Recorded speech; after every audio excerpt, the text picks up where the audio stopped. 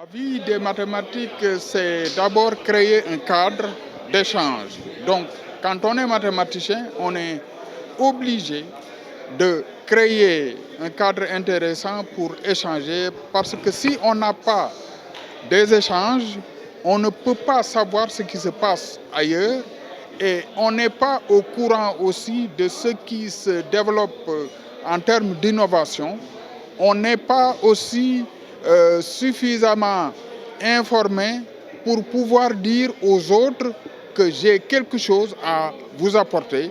Et si vous avez de bons résultats aussi, si vous n'avez pas des contacts, vous ne pouvez pas divulguer ces informations-là.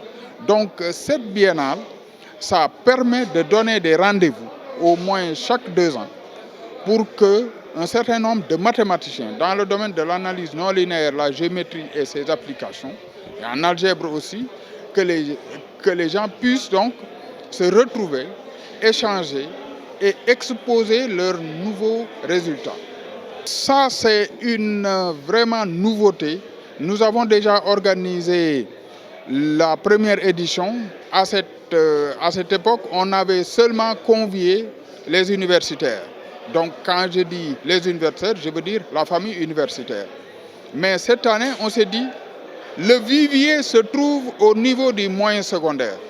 C'est extrêmement important de créer le lien entre le supérieur et le secondaire puisque les élèves que nous avons, les étudiants que nous avons viennent du secondaire et après c'est eux qui vont devenir des professeurs pour enseigner aussi et faire la recherche au niveau de l'université.